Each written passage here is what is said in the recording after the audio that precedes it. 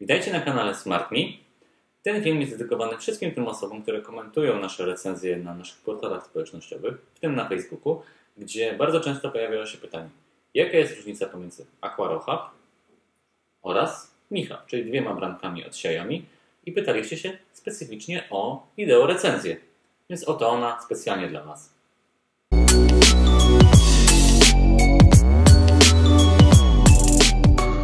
Zacznijmy od podstawowej rzeczy, czyli tym, czym one się różnią w wyglądzie. Aquarohub jest starszą bramką, która na rynku już trochę jest. Micha, czyli V3, przyszedł w tej wersji w połowie zeszłego roku. Główna różnica. Jeżeli chodzi o Aquarohub, tutaj mam specjalne przejściówki, bo obie są wersjami chińskimi. Wciskamy go do gniazdka, czyli coś takiego wystaje Wam z gniazdka i powiem szczerze, nie jest to jakieś super estetyczne. I za to jego plusem jest to, że ma prawdziwy głośnik w tym miejscu, czyli jest w stanie mówić jakieś komendy, oraz światło, bo to jest LED, czyli może Wam służyć również jako lampka nocna. Za to jeżeli chodzi o Micha, czyli naszą bramkę, ona wygląda w ten sposób. Ją sobie podłączamy kablem micro USB, czyli możemy również z przedłużką oczywiście tutaj, ale możemy to sobie schować w jakimś miejscu. Wtedy wystaje tylko i wyłącznie taki estetyczny hub, który jest znacznie ładniejszy, powiem szczerze, jeżeli chodzi o wygląd od tego. Hub za to tak, nie ma światełka, więc nie możecie go użyć w żaden sposób jako lampki i tak naprawdę nie ma głośnika. Jedyne komendy jakie nam przekazuje, są za pomocą piknięć, które powiem szczerze, że czasami są naprawdę irytujące. Więc to jeżeli chodzi o główną różnicę odnośnie wyglądu. Przejdźmy teraz do głównych różnic pomiędzy tymi dwoma bramkami, które są obie powiązane z Xiaomi. Zacznijmy od Aquarohub, czyli bramki, która jest na rynku trochę dłużej. To, co Wam mówiłem, czyli głośnik i LED, tym co się wyróżnia.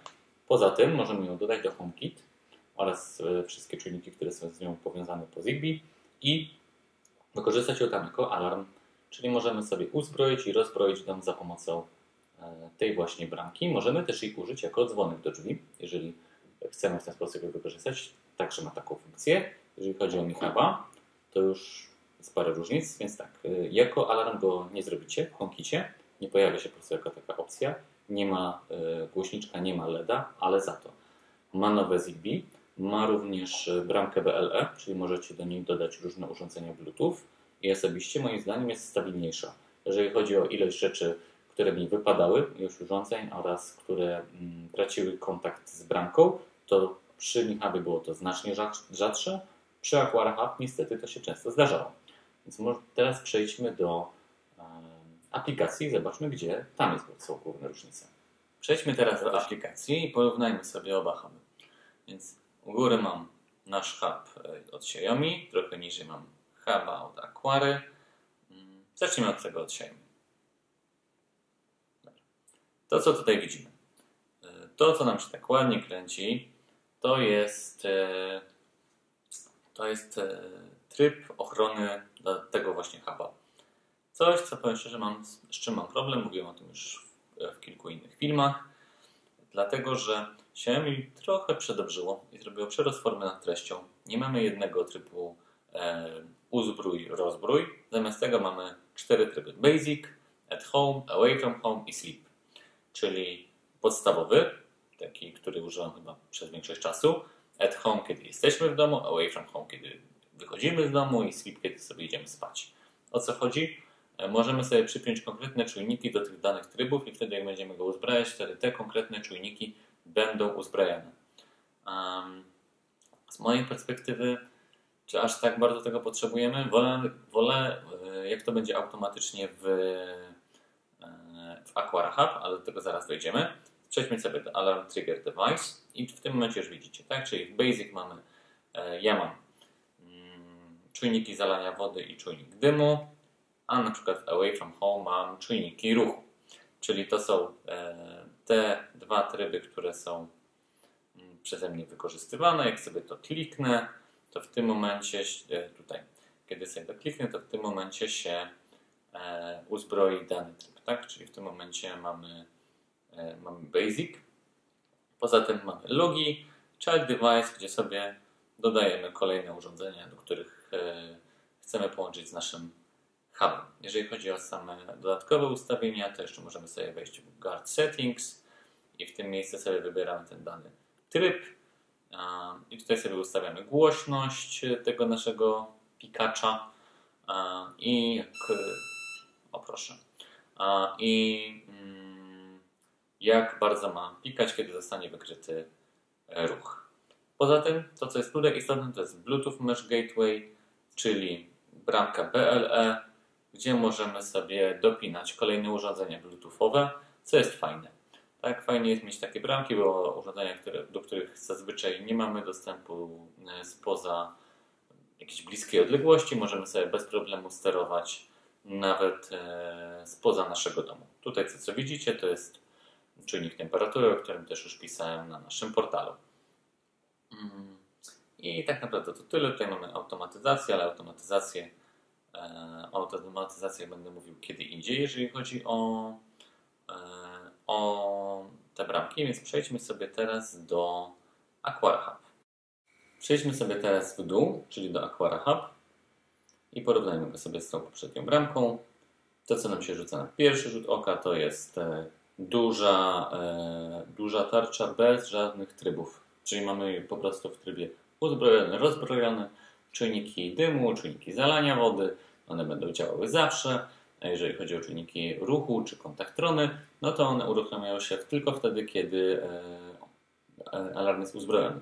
Czyli moim zdaniem tak jak być powinno, to jest zautomatyzowane wewnątrz bramki i nie jest zbytnio przesadzone. Jak sobie wejdziemy w Guard Settings, wtedy widzimy trochę więcej elementów naszego alarmu. Czyli sobie możemy zobaczyć, jakie aktualnie czujniki są do niego podpięte.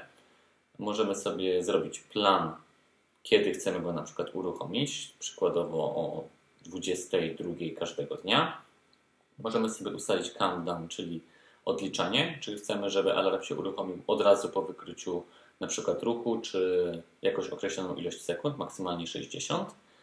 No i sobie ustawiamy głośność i konkretną melodyjkę naszego alarmu, a także to, czy on ma na przykład migać cały czas na czerwono. Więc całkiem sporo tych opcji. Jak sobie wejdziemy w Child Device, to kopiuj, wklej z Michała, bo obie bramki teraz mają uspójnioną wizualizację, więc tak samo się tak naprawdę dorzuca urządzenia, które są identyczne dla jednej, jak i dla drugiej bramki. Poza tym hub ma jeszcze opcję światełka, o której już wcześniej mówiłem, czyli tu sobie możemy ustawić konkretny kolor, jego jasność. Możemy sobie zrobić z tego huba po prostu lampkę taką, która się zaświeca danym kolorem o konkretnej godzinie i konkretnym dniu. Przykładowo chcemy, żeby rano świecił się na zielono. No i możemy sobie z niego zrobić lampkę nocną, czyli spinamy go z czujnikiem ruchu i wtedy jak poruszymy się, jak coś się poruszy, no to wtedy on się zaświeca takim lekkim żółtym światłem, chyba że sobie to zmienimy jakkolwiek inaczej. Volume Settings, czyli teraz wchodzimy do tych głównych ustawień. Volume Settings, jeżeli chcemy sobie zmienić głośność poszczególnych typów, czy to alarmu, czy to dzwonka, czy komend głosowych. Notification Language, no to mamy tylko dwa języki, tak? Angielski i chiński. Alarm Clock, czyli jeżeli chcemy z naszej bramki zrobić sobie budzik, nie robiłem, ale możesz.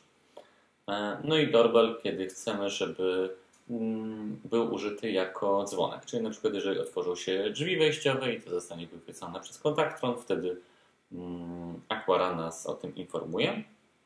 Pozostałe tutaj ustawienia to są ustawienia takie typowe dla Mi Home'a.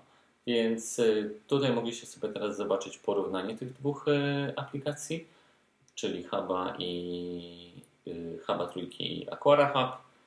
Jak dla mnie prostszy jest Aquara Hub, ale to jest pewnie kwestia przyzwyczajenia, może potrzebujecie tych trybów, więc przejdźmy teraz do plusów, minusów i trochę podsumowania. Więc przejdźmy teraz do podsumowania tych dwóch bramek. Pojawia się pytanie, którą z nich wybrać i jest ciężka odpowiedź, bo tak naprawdę nie ma jasnej odpowiedzi, czy to, czy to. One są różne, przez co nie możemy powiedzieć, że jedna jest tak naprawdę następcą tej drugiej. Więc teraz pytanie, na czym Wam bardziej zależy. Jeżeli chcecie mieć alarm, głośnik, światełko LED i nie potrzebujecie urządzeń Bluetooth, wtedy moim zdaniem powinniście wybrać tę bramkę.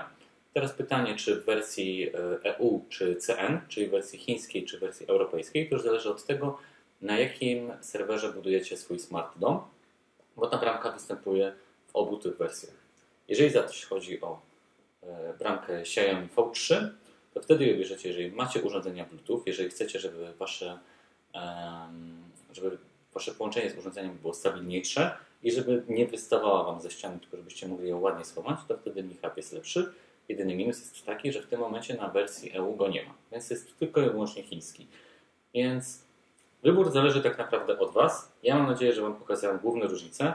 Jeżeli chodzi o to, jakie czujniki do nich podłączycie, to zarówno do jednej, jak i do drugiej podłączycie identyczne czujniki. Aquary, Xiaomi, więc tym się nie musicie martwić. Więc wybieracie trochę pod kątem wszystkich rzeczy, o których mówiłem, plus wyglądu. Mam nadzieję, że ten film spełnił Wasze oczekiwania, zgodnie z komentarzami. Tam również go zamieszczę. I serdecznie zapraszam Was do naszych pozostałych filmów na kanale oraz na portal smartme.pl.